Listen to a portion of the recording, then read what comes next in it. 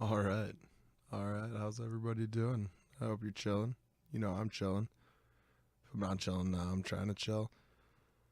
And if I'm not trying to chill, then I'm definitely trying to chill. So, hope you're taking it easy. Hope you're kicking it. Hope you're not too stressed out with your daily lives. I think it's important to take a little vacation from the tragedy that is everyday life. So, that's why I'm doing this podcast for you guys.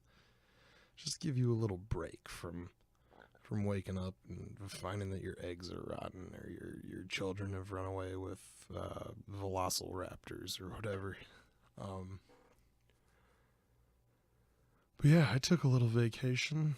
I went down to Guadalajara, as you guys may know. I didn't record last week because I was living it up, but yeah, it was a lot of work, but it was a lot of fun, and I'm gonna dive into that right now. But just remember to take a vacation, Everybody deserves a vacation. Except for Jimmy Buffett. But that guy deserves a vacation from a vacation. I think. I don't know. My voice, my throat is just shot. Everybody was getting this weird throat thing down there. And it didn't hit me until the day I got back. But, ooh, baby. Ouchie mama.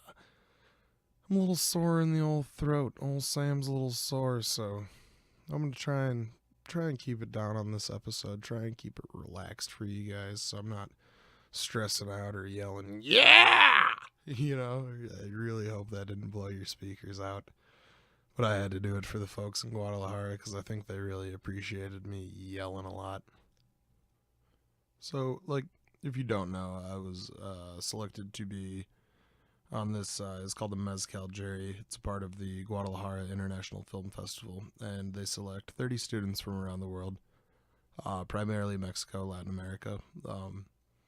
And they're all film students or creative arts students, and we decide the best picture, best actor, director, actress, cinematography of these 20 Mexican films, and it was really cool.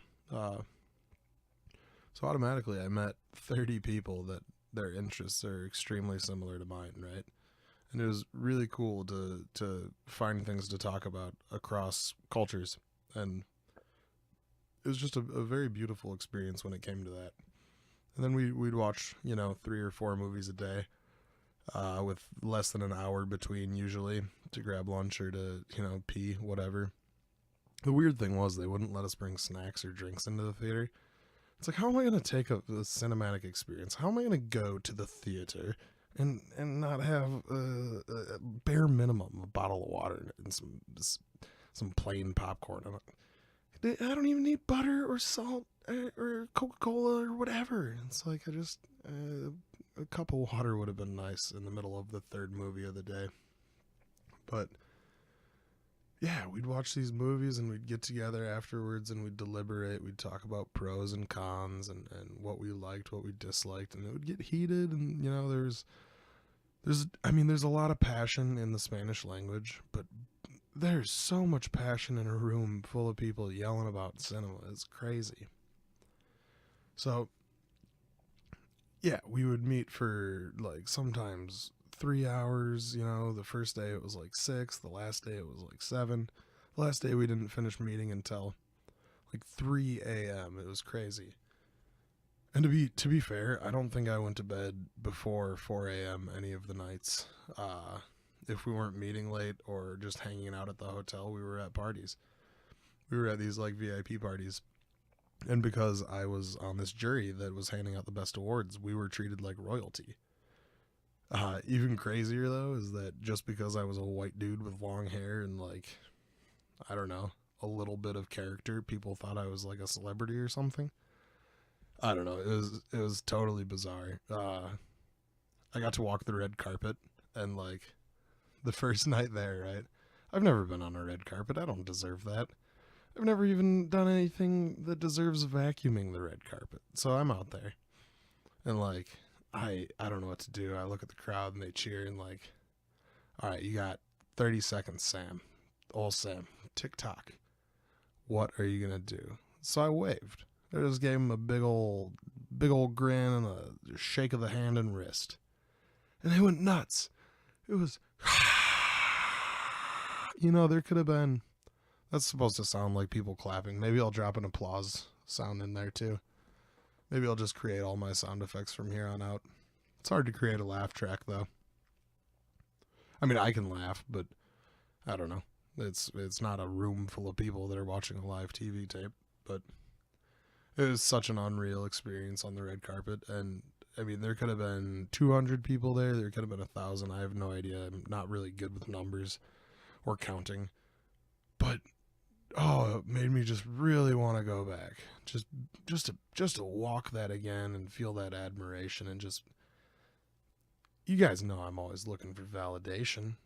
I'm always telling you to follow me on Snapchat or Twitter. I've probably never told you to follow me on Snapchat, but that'd be a weird. You can do it if you want. I don't know what my username is. Probably Salsa Dave something.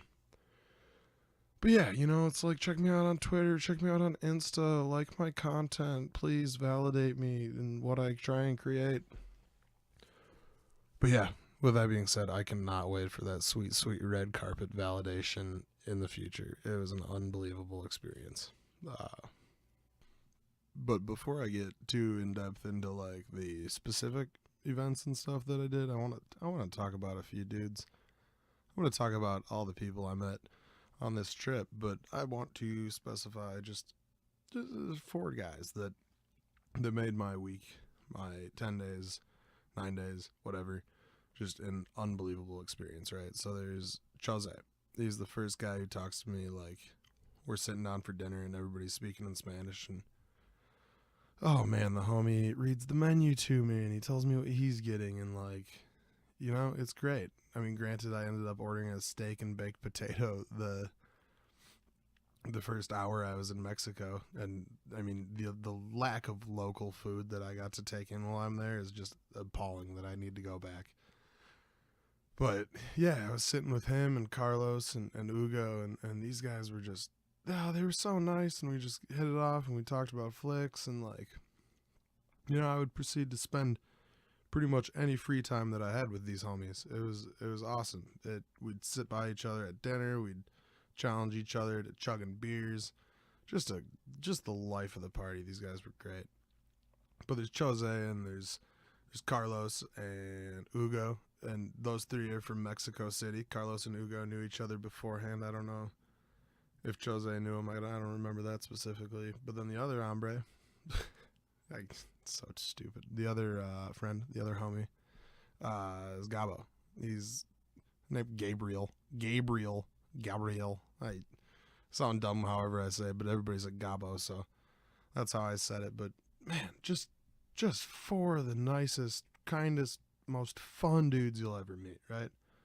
So when I'm telling this story, I want you guys to imagine that these 4 guys are with me during every step of this. So like the first night we're there, we go to this private like cocktail thing with all the socialites of Guadalajara and other filmmakers and pretty much anybody who was anybody at the festival, which was pretty cool. They involved me because, like, I mean, I'm the only anybody that lives in my house, but still pretty much a nobody.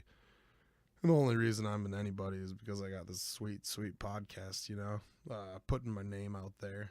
But the first night was funny because, like, we're out on this beautiful, like, balcony patio thing, and like they're serving free Stella Artois, which is like my favorite beer if I want to spend way too much money on a beer, and free Patron, which if I drank tequila would be the tequila I would buy if I could afford it, I bet, in America. But over there they're like, oh, it's really bad tequila.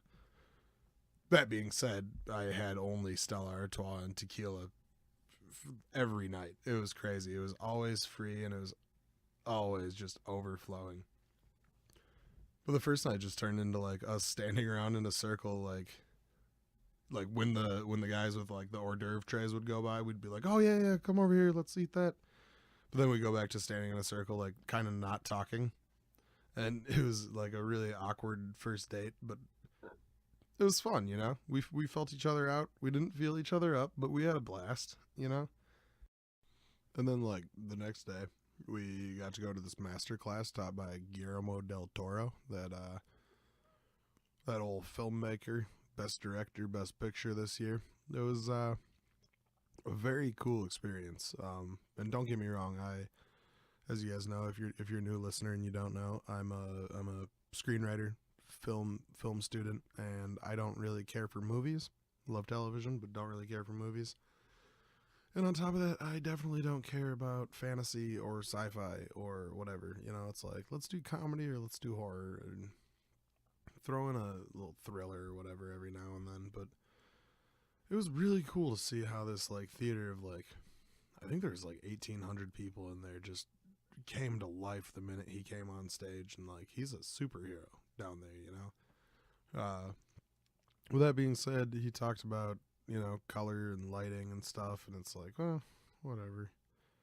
The whole thing was in Spanish, so I was wearing these headphones, and I had a little like walkie-talkie, and the lady was like translating everything she said to me, and it was really cool, and props to her for doing it. But the issue with like translating in that type of situation is like, whenever someone, and this is what bugs me, whenever someone tells a joke or like gets a good laugh, the person who's translating will also laugh, but then they will proceed to like have to catch up to what he's saying or they're saying. The person who's speaking is speaking. So I don't want to assume that a man is speaking. Although in this case, Guillermo del Toro is a definite man, a boy, male, human, whatever.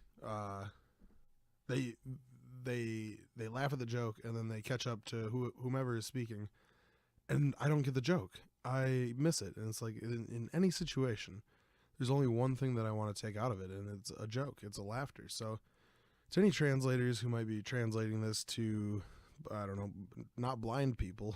I was going to say to blind people, they can hear just fine. But if you're doing sign, you're listening and doing sign language to a blind, or sign language doesn't work with blind people, to a deaf person, or like maybe you're translating into Australian or something because they can't pick up on my accent, or Japanese or any other language. And if I've learned anything this week, it's that most people who speak a second language, it is English, if they're not English as a first speaker, and that is so unbelievably made me so happy that I could talk to almost everybody on the jury with very little confusion, because they had the foresight to learn a second language, and one that made sense to learn. Like, instead of me taking 2 years of German in high school, I probably could have used a little bit of that time to study Spanish, something that I would definitely need in the future. But yeah, like don't miss out on the jokes, translators. Focus on them. That's what it's all about. We're just trying to laugh. That's how we get through the day. And Guillermo was cool. I learned a lot. I gained a lot of inspiration from his passion, and like seeing him validated by that room in that way is like, I want to get validated just like that. I want to get that Guillermo validation. It was cool. It wasn't magical.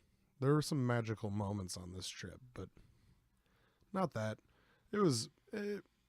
I'm unbelievably fortunate to have gotten to sit in on that opportunity, because apparently they only had like enough tickets for like 9,000 people or something for all the classes he was taking, and they got 20,000 requests the first hour. So like the people of that place, of Guadalajara, where he's from, they love him. And that's, oh man, that's all we want is validation. That's sweet validation, right? I don't know. And while I'm thinking about the translator, I want to talk about the two ladies that translated most things for me throughout the week. Paula, I think was it?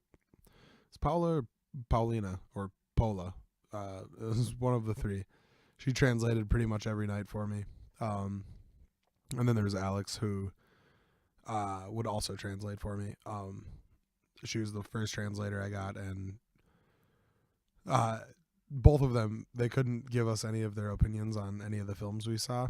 So afterwards, I got to sit down with both of them and figure out what they liked, what they disliked, and it was very funny to see how their opinions differed from ours and how they were similar and stuff. With that being said, both of them, while translating, missed out on the jokes. They would laugh, but they wouldn't tell me what was funny. because they had to catch up to what they were talking about, what the people they were translating were talking about film-wise. So, translators, again, if you're listening, just get the jokes. Fit them in there. It's a little tip from old Sam. It shouldn't be that hard. Well, I don't speak a second language, so it's probably very hard. But just try. Just try a little bit, please. Okay. Thank you very much. And I might sound a little bit jaded talking about this time that I spent with Guillermo, but you gotta hear this too. So that night we're going to this like cocktail party, like a meet and greet thing, and we can't go in because we can't drink before we deliberate. So we were literally there just to take a picture with him. And we like got together, and like his guy kept coming up and being like, he's on his way, you guys got to be posed and ready so he can get in and get out. He doesn't want to like stay and talk to people. He wants to go home to his kids. And like we posed. We were standing in this like group photo pose for like 40 minutes. And he never showed up.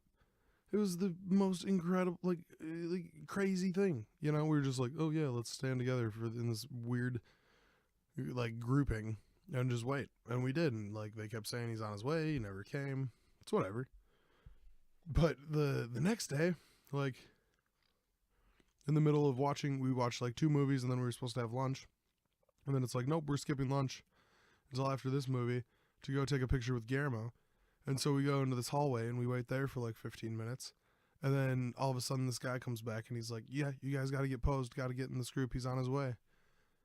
And sure enough, like this time, like we were only posed for like 10 minutes and he showed up and he, you know, a couple people talked to him and he took the picture and like we got a picture with the man.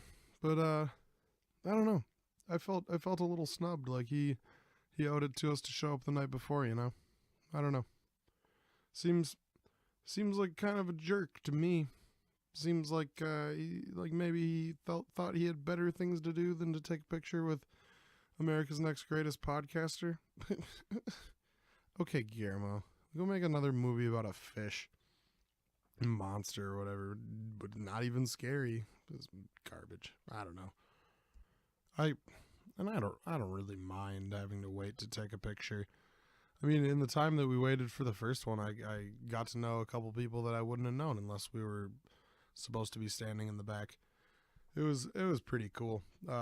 Obviously not how I want to spend a cocktail party, but whatever. We just stood in that hallway and just smiled and waited. Did a little chatting. It was pretty cool. The next day we watched a bunch of movies and had like the night off to do kind of what we wanted a little bit. So we went down to the 7-Eleven and grabbed a bunch of cervezas and snacks and stuff, and we just kicked it in the breakfast area at the hotel, and I got to know a few more of the guys. Just talking about like the things we've made and what we want to make, and you know, talking about the day and talking about that jerk Guillermo not wanting to hang out with us longer. It was cool. That was kind of like one of the best nights, just hanging out and getting to know each other. I spent like so much time in that breakfast area though. Like, first of all, I had breakfast there every day because why not? It's continental breakfast, and I love hotels and I love hotel breakfasts. But like every night when we were done deliberating or we were done with the parties or whatever, we'd kind of meet down there and we'd finish the night off talking and hanging out, and I would bump into people from the talent portion of the festival who were like pitching scripts and stuff, and we'd hang out with them, and I got to know so many more people just because I was hanging out in the breakfast nook. It was this crazy situation. Like, there was this dude, Ricardo, who I would end up talking to every night, and first day I met him, it was like 9 a.m. and he was drunk from the night before because they had stayed out till like 5 a.m. And he asked me about a couple of YouTube channels that I really liked, and we hit it off after that. And he would just keep introducing me to people in the talent portion. I got to know his roommate Boris pretty well. Cool guy from Guatemala, I believe. And Marla. I can't forget Marla. She tried to teach me to dance. We sang The Killers. She was hilarious. She doesn't like Joy the candy. There's this candy in Mexico called Joy, and it's these like little sticky balls, like tiny, like one of those toys you'd see on Nickelodeon that you could like put on anything, like that sand stuff. I'm drawing a blank on the name, but she doesn't like it, and she doesn't like when you lie to her and pretend you're like, oh yeah, I don't like it either, because she can tell. She knows. Marla knows. But yeah, just got to meet a lot of cool different folks from different sectors of the festival as well. But there were other like getting to know people happened a lot in the shuttle to and from the hotel and the movie theater and the parties. Just depending on who you sat next to, you could have a conversation with. A lot of times I just sat in silence and listened to them all talk in Spanish because it was really fun to do. I didn't learn anything because it's hard to pick up what 14 other people are saying in a different language. But yeah, there's this like one of the first days I was sitting by this girl, Marta, and I'm sure I'm saying that wrong. And she like started singing, and I was like, "Oh, you're a singer, huh?" She's like, how could you tell?" And I was like, would you keep singing? It's very pretty. And obviously I didn't think that someone would continue singing on the bus, but she did. She sang all the way to the theater, and it was great. I didn't, it was all music I didn't know, but it all sounded awesome. Only people singing to me on the bus, although pretty much every night we ended up driving back from a party where anybody had a little bit to drink, they would end up singing songs a cappella in Spanish, and it was awesome. It was hilarious. One night we went out for wings just down the road from our hotel, and like I got 20 wings and like 4 liters of beer, which is a lot for like $11 US. It was amazing. But that night they kept the restaurant open an hour late for us. And they sold us some beer to take back to the hotel because they still had to close at kind of an early time. None of us wanted to go to bed until like 4. So while we were there, when they shut off the restaurant music from when the restaurant was actually open and it was just hanging out, they just played a Red Hot Chili Peppers playlist. And I had no idea how big the Red Hot Chili Peppers were in Mexico, but that was a blast to have. Like, we were just singing along at the top of our lungs, making fools of ourselves. It was great. It was awesome. What else? We went to a lot of parties. One of them was in like a warehouse and had like a light up dance floor, and like they were giving out these big foam hats. Like I spent most of the night wearing a Mario from Super Mario Bros. Hat and a green lei, like like a flower necklace from Hawaii. And just, like I said, free Stella, free Patron. It just flowed. I did a lot of dancing. I don't know if you guys know this about me, but if I show up someplace and there's a dance floor, I automatically get on it. And this was no exception. We had we had 2 shuttles go to this thing. So the first one showed up, and my shuttle went back to the hotel to change and stuff, drop our bags off. And then we went back. By the time we got there, we had some homies out on the dance floor, and they called me out. And that is the first time I've been self-conscious about my dancing. Being around just a bunch of like Spanish people who are just the best dancers, and I'm out there doing like, I just started pantomiming how I dance, but I'm a fat white guy. You can't imagine I'm very good at dancing, right? But it was a blast. I met this lady who is an actress from Mexico City, Michelle, and she tried to teach me to salsa dance. She failed miserably, but that wouldn't be the first time somebody tried to teach me how to salsa dance, and they would fail miserably. I think I got a little bit better as the week progressed, but it's not even salt. It's like ketchup dancing at this point. It's a little spicy and it's made from tomatoes, but it definitely does not have the same appeal with a tortilla. I believe the next party we went to was like a celebration of what was their acronym for the LGBTQA. I don't even know what it is here, but in Mexico it was the LGBTQI, or something like that. There were a whole bunch of T's in there for some reason. But we went to the party where they were announcing the winners of that category. And it was at this gay bar, and we showed up, and there's nobody on the dance floor. Like, not a single person. And what? If there's... I've never been to that kind of club. I don't really like clubs in general, but, like, you would assume, based on television and movies, that's where people love to dance. You know, there's nobody out there. So guess who got out there? Guess who was the first person out there making everybody feel better about themselves? Oh yeah, it was your buddy old Sam doing his bad dance moves, making sure everybody knew that they could go out there too and not look the dumbest. And I swear, I think like me and then Fernando, this guy from Brazil, just a wild and kooky guy. He came out and I think we started the party. I think people seeing us, they were like, all right, yeah, we can do it, whatever. So, you know, slowly it was our group of people, and like they were all nervous, and it's like, look at us, we're looking dumb.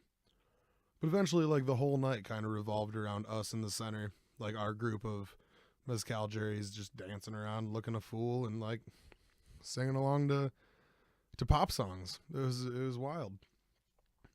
I mean, you had to wait 45 minutes to get a beer, which is terrible. So I was getting beers for the group, so not everybody would have to wait.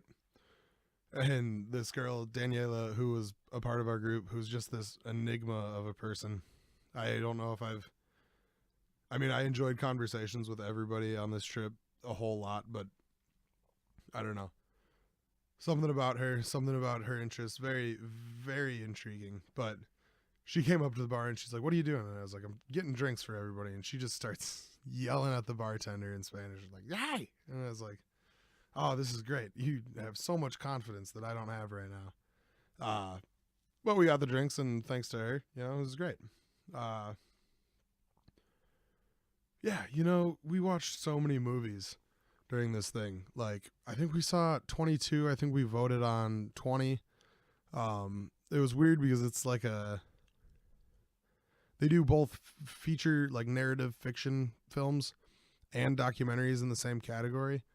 So it was really hard for us to distinguish between, can you give Best Picture to a documentary, even if it's the best documentary? And I saw one that I really loved, and we were able to give it a special mention for Best Director. It's called the Most Beautiful Thing You Can Do With Your Life, or The Most Meaningful Thing You Can Do With Your Life. And it's a documentary that a girl made about her brother going to school at the Legionnaires and how she hated it and didn't know what he was doing and kind of felt like he was getting brainwashed or something. And it was just a very unique styles of interviews and a lot of the cinematography and editing. Doesn't matter. You guys may never see it. I got to see this movie Juan and Vanessa, which I really liked. It was kind of a road movie, kind of a romantic comedy. And I thought the girl who played Vanessa, I thought her acting was just phenomenal. We didn't see a whole lot of female-led films in this festival, but like I thought hers was incredible. And lucky for me, I would get to meet her a couple days later and hang out, and she would try to teach me how to dance too. Didn't work, but just a blast. She hung out. Jose, one of the homies from before, he had worked on a short film with her, I guess. And so the last party, she just hung out with our group the whole night, and she's unbelievably cool, kind. Wish nothing but the best for her future. I think she's got a bright one. Pretty young actress. But yeah, just a whole lot of good movies. There's this one called Timeshare. And it's about this guy who goes to a timeshare like thing with his family, and like they're gonna go listen to a presentation and maybe like buy into this timeshare like scheme. And there's like some brainwashing that goes on and stuff, but the main like break of routine or whatever is that the main family gets their villa double booked with this goofy family, and it's just a silly like dark kind of dark comedy thriller, and it's got a ton of neon lights and like these exotic birds that just like show up because people are hallucinating. It was a very interesting watch. And for that one, I was arguing for the male actor, which we couldn't give an award, but whatever. He did a good job. And I think that movie's probably going to be the most commercially like successful that we saw. But what else was there? There was this one called 8 out of 10, which we gave a bunch of awards to. It's about the how 8 out of 10 murders in Mexico never go even investigated, and people just die and nothing happens. Wind Traces was a cool movie, kind of fantasy, I guess, but I don't know. It had tied into Native American elements, which none of us really quite understood, but it was made by an entirely female cast, or not cast because it had some boys, but an entire female crew. So it was really good. The cinematography was cool. It was a little dark for my taste because I couldn't see it. But yeah, it was cool. I think we gave that one some extra awards. You're probably like, Sam, how did you watch all these movies if they were in Spanish? If they're Mexican films? And it's like, it was very hard. I had to read subtitles every day, all day, every day. And they were some days they were really good. Most days they were really bad. One day, like the second line of dialogue would come above the first, or would go above the first. And it was tough to pay attention. It's like, how can I judge cinematography and acting and directing while I'm just trying to catch what's being said? It's very tough. One day the dialogue or the subtitles was written in dark purple and it was put on the black part of the screen. And it's like, okay, I guess I'm just not going to get anything from this. And I didn't think I would anyway, because it was about a French philosopher like diving into it was a documentary about bullfighting, but also about a French philosopher. I didn't quite understand it. Not that I would have, but when we saw this movie, what was it? Esmeralda's Twilight. It was about this this cute old lady whose husband died, and she got a pig, and she loved the pig, and it was just a cute little story, and then she had to kill the pig at the end. I started crying. And it turns out that most people thought that movie was really bad and cheesy. And because I don't watch sad movies, I don't know that when my emotions are being manipulated, obviously. So, like, my emotions were twisted with the music and the slow motion, whereas, like, a person with a better film eye would say, that's just cheesy. That's bad. But I didn't know, so I cried. We were able to give her a special mention for Best Actress because, I mean, she did a great job. And I wasn't the only person that cried, you know. If I'm the only person in a place that cries or whatever, if I'm the only person in a place who's crying, you gotta say, Sam, that's okay. You can cry, whatever. We don't need that hyper masculinity here, you know. Let it out, bro. Let it out, bro. Dilly, bro. Shed a tear. You know, was it Spider-Man 3 that made you cry when Harry gave up his life for Peter? And even though Peter killed Harry's dad in the first movie, and even though Spider-Man 3 was pretty bad, you can cry. That's whatever. Who cares? And ladies, you can cry too. I'm sure you knew that.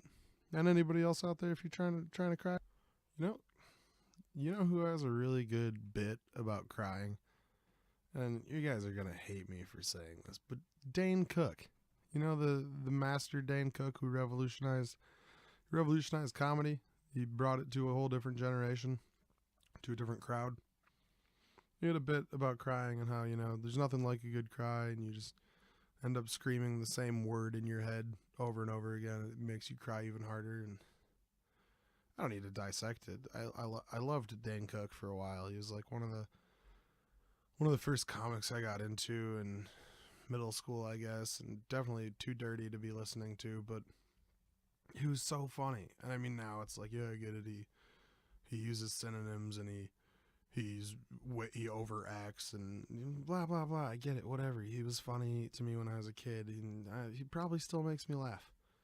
I haven't watched a lot of his comedy for a while, but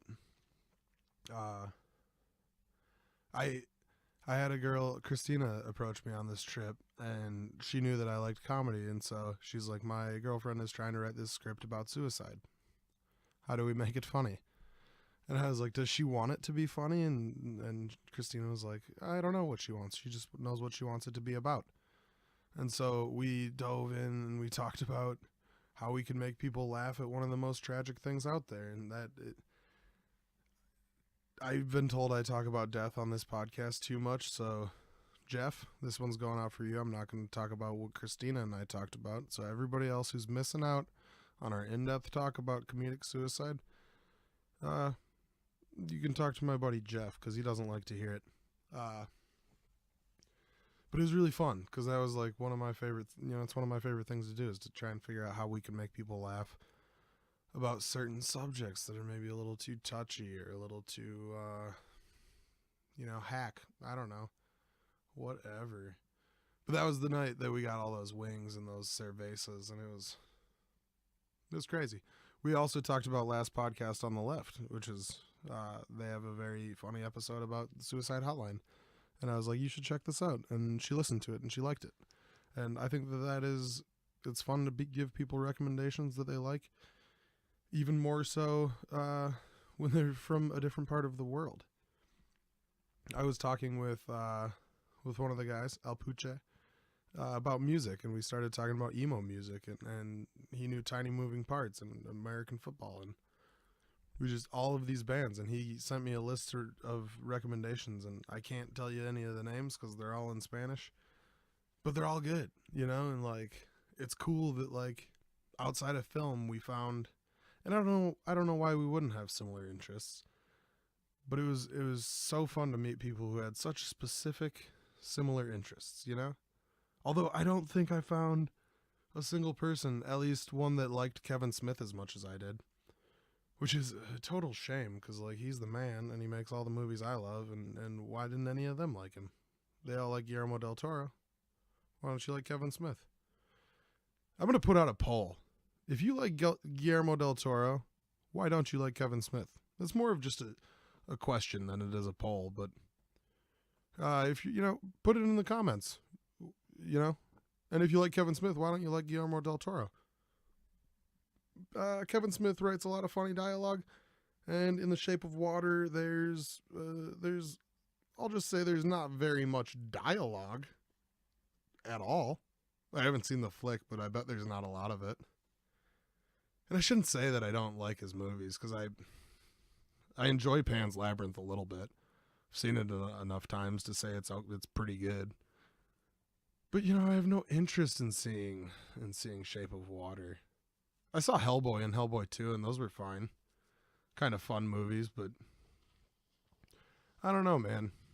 Maybe I'll watch his movies and I'll come back and I'll say, yeah, Guillermo del Toro's better than Kevin Smith. He's not funnier, but he's better. I mean, I'm sure I can say now without even watching his films he's better than Kevin Smith, and I'm sorry, Kevin, but I love you. I think your movies are great. You're not going to win an Oscar because you make comedies. And I like them, but not everybody does. And who even likes Oscar movies, I think if you're one of those people who's like, oh yeah, I chose which Oscar would win, it means you have the worst taste in movies. I mean, it's good to like one or two that are on the best, like the top 5 or whatever for Best Picture. But if you're happy that you picked the one that would win, that just means you like the worst movie. Speaking of the worst movie, we saw this flick called Cuernavaca.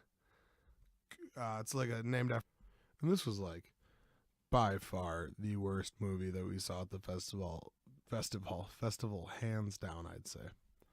I mean, we saw some pretty bad flicks, but this one was just terrible, and it started off strong. You thought it was going to be this like nice little coming of age tale of a kid who's pretty young, thinking he's gay, and then his mom gets killed in like an armed robbery of a bagel store, and he has to go live with his grandma in Cuernavaca, the titular town. And he gets there, and there's a gardener, and there's like the daughter of the grandma is like this kid's age, so who knows how that worked with genetics and all, and the the biological clock or whatever. But the grandma had a kid who was as young as this kid, who's like maybe 11, but she had Down syndrome and she had all these cats, and like, oh boy, there's this scene where she beat a cat with a broom. It was terrible. But the flick is like this kid who's like, Mrs. is papa, papa, and this kid yelled like, when after this film, this film was so bad that afterwards in the van ride home to the hotel, everybody was talking about it. Right, they were talking in Spanish though, and then when we pulled up to the hotel, I was like, I made a joke. I was like, was that directed by Tommy Wiseau? And like, that's what they were just talking about in Spanish. The movie was so bad, you could have created rules, you could have thrown things at the screen, like whenever they mentioned guava, you could throw guava. Whenever, the kid says, or the grandma says Andy 1,000 times, just like in The Room, the kid says Charlie and Papa so much. It's just unbelievably bad. And like, I wanted to laugh 10 minutes in, but I couldn't, because like, I'm sitting next to this enigma who I mentioned earlier, and I don't know how her sensibilities and stuff, and I don't want to seem insensitive, so I stifle my laughter, which, guys, come on. You gotta quit stifling your laughter. You gotta let it out. It's the best medicine. You just gotta laugh. So, and I don't know. Part of me was trying to be professional too, because I figured the director was there, and I mean, he deserves to know people are laughing at these like overly dramatic and extremely symbolic images, but I was trying not to laugh. And then I heard her laugh, and I was like, okay, I don't care anymore. I'm just going to laugh. And one of the guys who was sitting next to me, Diego Hernandez, this guy's great. He said he was just laughing based on my reactions to the thing, because I guess I was actively like shaking my head, and like my mouth was agape, and he thought that was a laugh riot at the racetrack, which I think is a book by Harmony Korine. I don't know. There's a funny interview with him on Letterman talking about it. Should watch that. It's pretty funny. Kid's a weird, kooky kid. Harmony Korine wrote and directed Kids. Oh, that was a crazy movie. But yeah, Cuernavaca, I urge you guys to watch it once, and then when you watch it once, create some rules, create some fun little games you can play while watching it, and show it to all your friends. I think that's what me and all the rest of the Mezcal jury are gonna do. The next day we went to this like press conference, and I mean, that was useless to me because I didn't catch a lick of what they were talking about. But it was kind of cool. This dude Jorge, who was part of my group, big beard, looks looks exactly like a young Jason Mantzoukas. It's hilarious. I showed everybody there. I was like, this dude's Mexican, but he looks like this Greek guy from FX's The League and True TV's I'm Sorry, and that Will Ferrell, Amy Poehler flick The House, or The Room. No, The House. They just talked about The Room. I don't know. That's a list of Jason Mantzoukas' credits. Very funny dude. But Jorge, during the press conference, would turn around to me and he'd be like, this is what he's saying, this is what's going on, blah, blah, blah. The first guy who talked for like 40 minutes, and he just kept coughing into the microphone and like clearing his throat. It was so terrible. I know better than to do that. I'd like to sneeze on the podcast sometime, because I think people sneezing is hilarious. But if I'm gonna cough or if I'm gonna clear my throat or whatever, I lean back and I go, it's just a respect thing. I respect you guys too much to do that. But yeah, the press conference was kind of bonk, and then afterwards somebody's professor came up and was like telling us we were all dumb. I wasn't there. I was getting coffee, but he was telling everybody that we made bad choices on the awards we chose.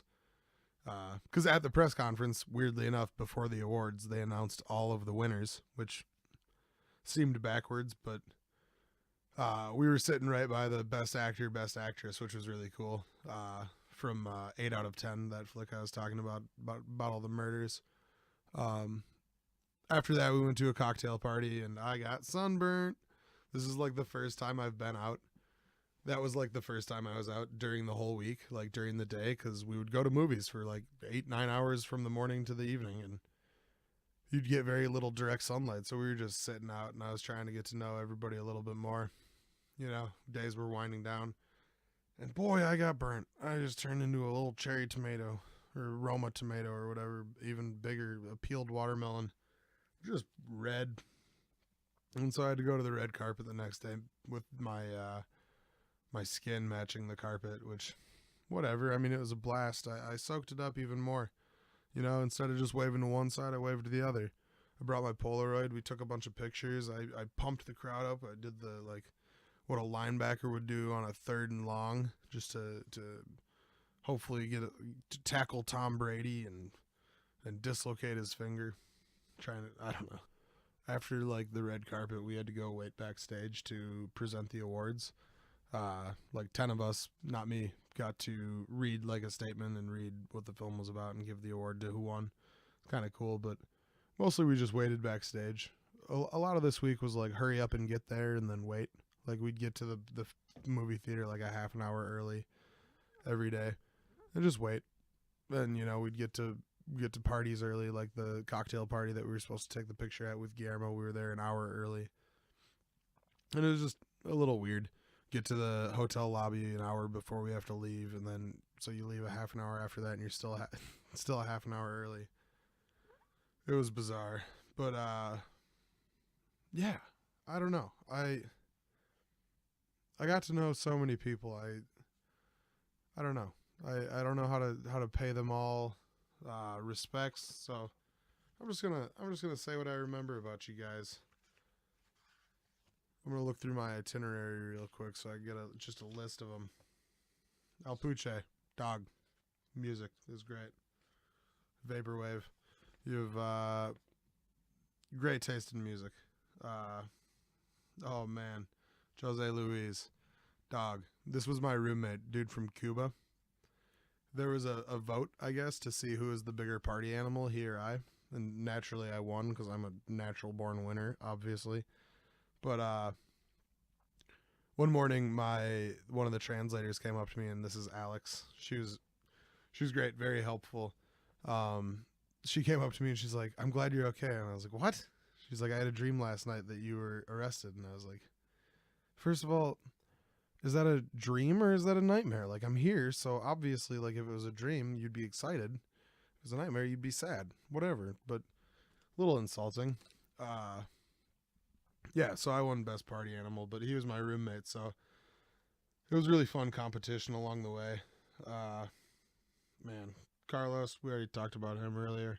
Yules, oh man, Yules.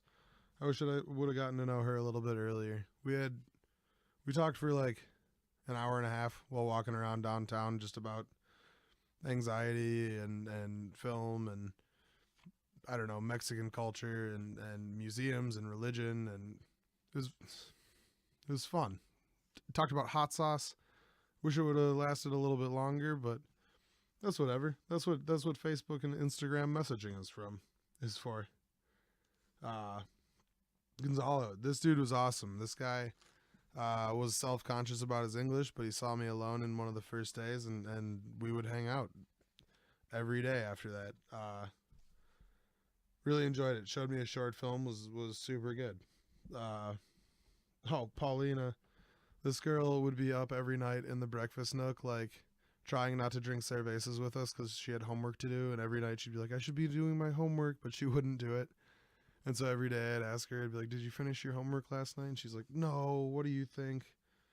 But just stay in school, Paulina. You'll get it. It was a tough week for all of us. I think you'll do just fine. And Christina, we talked about her. She was cool. Wanted to write that suicide thing for her girlfriend.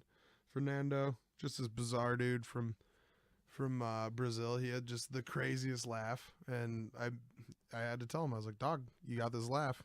Don't hide it. It makes people happy. It's infectious." Keep it up. So I think he's gonna do that. Well, I he was already doing it, so I don't know why he would stop. Uh, oh, Andrea. It says her name's Maria, but I'm pretty sure we called her Andrea.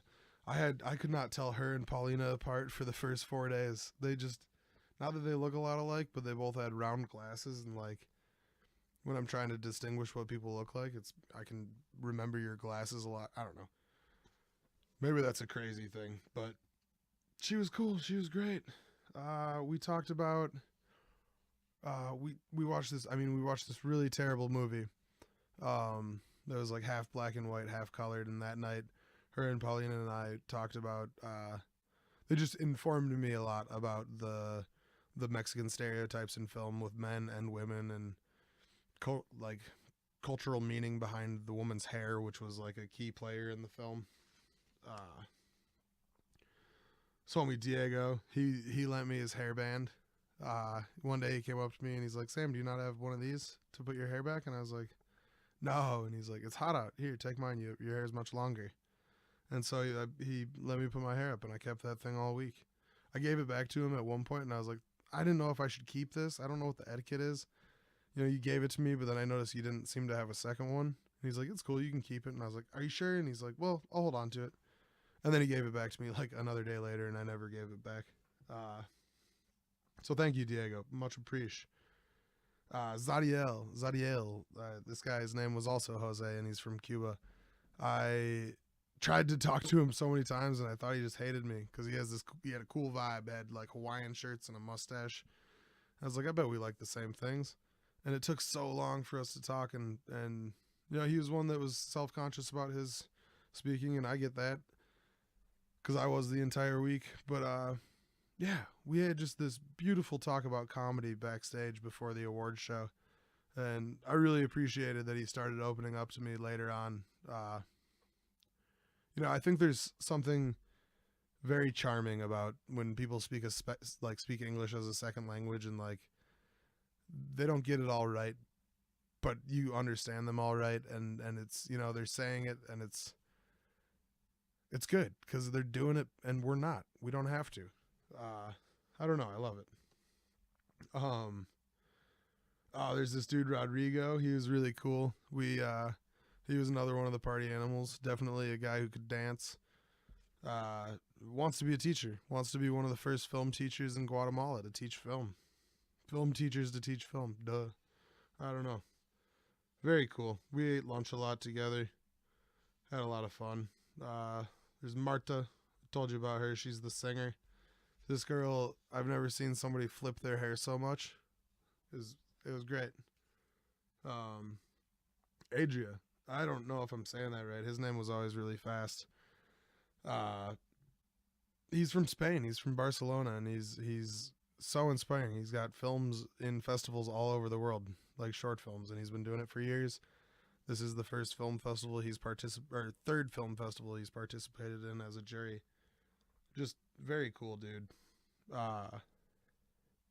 Diego that I mentioned earlier, a different Diego, I guess. There's the one who gave me the hairband, and there's the other one who, I don't remember why I was talking about him, but we enjoyed hot sauce together, and we took selfies together, and we had a good time. Jorge, we talked about him. He explained everything to me in the press conference and a few other times. Oh, and there's Emmy. This girl was cool. She had just super cool style. Wore like Hawaiian shirts and yellow glasses, and she had red hair. I don't know. Super, super interesting. Fun to talk to. Oh, then there's Ugo, my dude. What can I say about that guy that I haven't already said? I don't think I've said a lot, but he's the best.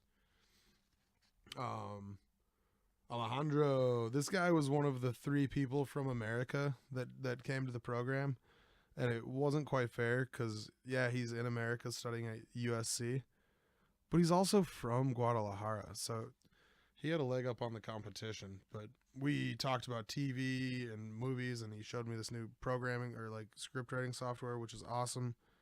Opens a lot of doors for the creative process.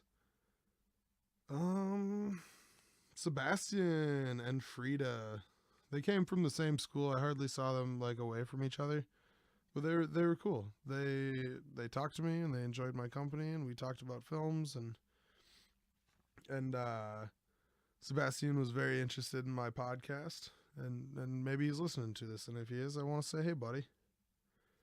Silvina, she's from Argentina. Silvina from Argentina. That was so easy for me to remember. I wish I would have thought of it before instead of just now. She was great. I took this photograph of her talking with Adria from Spain, and I think it's one of the best photographs I've ever taken. Yeah, just great. I don't know if I can describe anybody as great enough. There's Estefania. She told me she'd teach me to salsa dance. Again, another person to fail, but we had a lot of fun. At one of the bars, she bought 2 buckets of beer for the table, which was just very cool. Then I bought 2 buckets of beer for the table, because there's 15 of us. And the cool thing about buckets of beer, instead of them, like in America, they come with 5 beers in them and they're like $15. In Mexico, they come with like 11 beers and they're like $9. I don't know. It was awesome. And that was at like a cool surfer bar. I don't know. They gave you like chips and popcorn and stuff at the table. And then there's Daniela, the Enigma, the yelled at the bartender, the laughed at the Cuernavaca. She drew a picture of me one of the first days, before I'd ever even had a chance to talk to her. And like the people sitting next to her were like, Sam, check this out. And I was like, oh, wow. It was really good. And I wanted to thank her for that. She has a very unique style of photography. She uses a lot of mirrors and flowers and stuff. And I don't know. It was just beautiful. You wouldn't have assumed it. I don't know. Or maybe that's the wrong way to put it. But it was definitely so much better than I would have ever imagined anybody doing, I guess. Oh, and then there's Steffi. Oh, man. Steffi was great. Steffi would, like, during our deliberations, she would, like, stand and, like, shake her hand and stuff. And she's the third American. Only she studies at Cal Arts in Los Angeles, but she's from China. So I was, like, the only American there. Like, or United States of American. Because most of the people there were from North America, at least, if not South America. But just a cool girl. She had a lot of passion about film. And there's Renee, this dude. He was like 10 years older than all of us, but just the nicest guy. He introduced me to his girlfriend or fiance at the final party, and I don't want to tell you guys the introduction because it would be like I'm tooting my own horn, but he said things about me that I didn't even know were qualities about me. And I'm very great. This whole trip was great. Like, I started off the week and I was like at the airport and I was like, you know what? I'm already not paying for this flight. Let's see if I can upgrade to first class. And I did for like $70. That means I got free drinks and free food on the plane. It was great. I did that on the way back too. It was a little more expensive, but I got to check 2 bags for free, and that meant all I was doing was running through the airport with my iPad. It was easy. Oh, man. The first plane ride was fine, right? Yeah, everything went smoothly. We got there in time. I had like an hour layover for my transfer in Houston, and it went smooth as butter. Smooth as butter on baby's bottom. Baby. But yeah, the flight home, we got on the plane, and I was in first class because I did the upgrade. And there was an electric, like a power outage or whatever, and so they couldn't disconnect the bridge from the aircraft. So we were stuck on the tarmac for like 45 minutes, and then they eventually got it disconnected, but we had to wait a little bit longer to take the flight. And so like I only had an hour and a half between flights in Houston again, and so I was cutting it close, right? And then since it's an international flight, I have to get my bags from one plane, go through customs, and put them back on the other plane. And so I run up to I'm running around like sweating like a hog, like just trying to get there on time. Don't want to miss the flight. I've been traveling all morning. I don't want to do that anymore. And I get there just in time. And I realized I didn't upgrade the second flight to first class. So now I'm sitting in the back and like, all the way in the back, just sweaty. Like I walk up and I'm like, hey guys, I think I'm the window seat. But if you want the window seat, you can have it. And I figured they wouldn't, they're like, all right, yeah, that makes sense. It's generally the better seat, and then they're not getting squished, and they're squishing me, whatever. It was chill. And then I just watched Everything Sucks and Love Season 3 on the way home, and I got home and I can't stop texting all my buddies from Guadalajara. I miss them all so much. It's been 2 days. You're gonna listen to this on a Wednesday, maybe. Maybe I'll release it tomorrow, but yeah. I don't know. It's weird being away from them. It's weird being home in the cold, just miserable. And I just want to go back. I think we're going to plan a trip to go back pretty soon here. But yeah, guys, I hope you enjoyed this journey. This is the longest podcast I've ever done. I'm pushing an hour. It's like, I guess since I didn't do last week, I kind of owe you guys. But yeah. It's been real. This has been, I'm sure I went back and forth and up and down and messed some stuff up in this podcast, but, oh, man. Oh, and I didn't even call it a Guadcast, I don't think, like a Guadalajara podcast. I should edit this out and put it at the beginning. A Guadcast. Stupid. But, yeah, I'm going to try and drop a song in here that's, kind of makes me sad, kind of makes me miss Mexico. And I'll talk to you guys next week. Keep chilling, all right? Bye.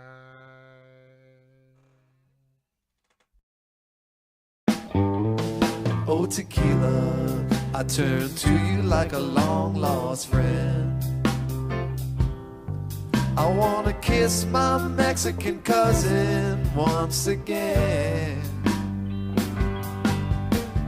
Cover every emotion, from happiness to sorrow, and the conversations I forget will tell me about tomorrow. When the phone calls start, am I in bed or in a hearse? The things you tell me about myself can make me feel any worse. Well, I'm awful sorry you got pissed. Just have to cross you off the list of my true friends. And tequila's where